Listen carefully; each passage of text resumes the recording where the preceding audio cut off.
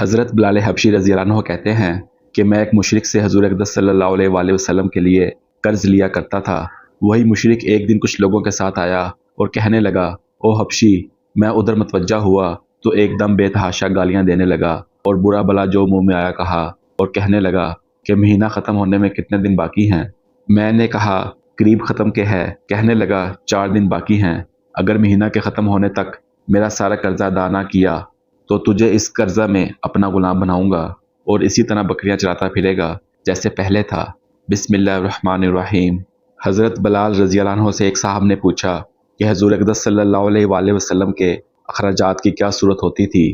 حضرت بلال رضی اللہ عنہ نے فرمایا کہ حضور صلی اللہ علیہ وآلہ وسلم کے پاس کچھ جمع تو رہتا نہیں تھا۔ یہ خدمت میرے سپرد تھی، جس کی صورت یہ تھی کہ کوئی مسلمان بھوکا آتا تو حضور اقدس صلی اللہ علیہ وآلہ وسلم مجھے ارشاد فرما دیتے، میں کہیں سے قرض لے کر اس کو کھانا کھلا دیتا۔ کوئی ننگا آتا تو مجھے ارشاد فرما دیتے، میں کسی سے قرض لے کر اس کو کپڑا پہنا دیتا۔ یہ صورت ہوتی رہتی تھی۔ ایک مرتبہ ایک مشرک مجھے ملا، اس نے مجھ سے کہا، مجھے مال میں بہت وسعت حاصل ہے، تو کسی سے قرض نہ لیا کر، جب ضرورت ہوا کرے مجھ ہی سے قرض لے لیا کر۔ میں نے کہا اس سے بہتر کیا ہوگا، اس سے قرض لینا شروع کر دیا۔ جب ارشاد عالی ہوتا اس سے قرض لے آیا کرتا اور ارشاد والا کی تعمیر کر دیتا۔ ایک مرتبہ وضو کر کے اذان کہنے کے لیے کھڑا ہی ہوا تھا کہ وہی مشرک ایک جماعت کے ساتھ آیا اور کہنے لگا، او حبشی، میں ادھر متوجہ ہوا تو ایک دم بے تحاشا گالیاں دینے لگا اور برا بلا جو منہ میں آیا کہا اور کہنے لگا کہ مہینہ ختم ہونے میں کتنے دن باقی ہیں۔ میں نے کہا قریب ختم کے ہے۔ کہنے لگا کہ 4 دن باقی ہیں۔ اگر مہینہ کے ختم ہونے تک میرا سب قرضہ ادا نہ کیا تو تجھے اپنے قرضہ میں غلام بناؤں گا اور اسی طرح بکریاں چراتا پھرے گا جیسے پہلے تھا۔ یہ کہہ کر چلا گیا۔ مجھ پر دن بھر جو گزرنا چاہیے تھا وہی گزرا۔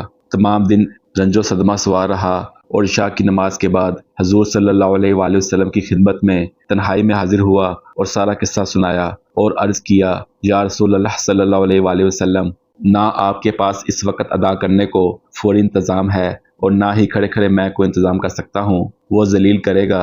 اس لیے اگر اجازت ہو تو جب تک قرض اترنے کا کوئی انتظام ہو میں کہیں روپوش ہو جاؤں۔ جب آپ صلی اللہ علیہ وآلہ وسلم کے پاس کہیں سے کچھ آ جائے گا تو میں حاضر ہو جاؤں گا۔ یہ عرض کر کے میں گھر آیا، تلوار لی، ڈھال اٹھائی، جوتا اٹھایا۔ یہی سامان سفر تھا اور صبح ہونے کا انتظار کرتا رہا کہ صبح کے قریب کہیں چلا جاؤں گا۔ صبح قریب تھی کہ ایک صاحب دوڑے ہوئے آئے کہ حضور صلی اللہ علیہ وآلہ وسلم کی خدمت میں جلدی چلو۔ میں حاضر خدمت ہوا تو دیکھا کہ 4 اونٹنیاں جن پر سامان لدا ہوا تھا بیٹھی ہیں۔ حضور صلی اللہ علیہ وآلہ وسلم نے فرمایا، خوشی کی بات سناؤں کہ اللہ تعالیٰ نے تیرے قرضہ کی بے باکی کا انتظام فرما دیا۔ یہ اونٹنیاں بھی تیرے حوالے اور ان کا سب سامان بھی۔ فدق کے رئیس نے یہ نذرانہ مجھے بھیجا ہے۔ میں نے اللہ کا شکر ادا کیا اور خوشی خوشی ان کو لے کر گیا اور سارا قرضہ ادا کر کے واپس آیا۔ حضور صلی اللہ علیہ وآلہ وسلم اتنی دیر مسجد میں انتظار فرماتے رہے۔ میں نے واپس آ کر عرض کیا کہ حضور، اللہ کا شکر ہے، حق تعالیٰ نے سارے قرضے سے آپ کو سبکدوش کر دیا اور اب کوئی چیز بھی قرضہ کی باقی نہیں رہی۔ حضور صلی اللہ علیہ وآلہ وسلم نے دریافت کیا کہ سامان میں سے بھی کچھ باقی ہے؟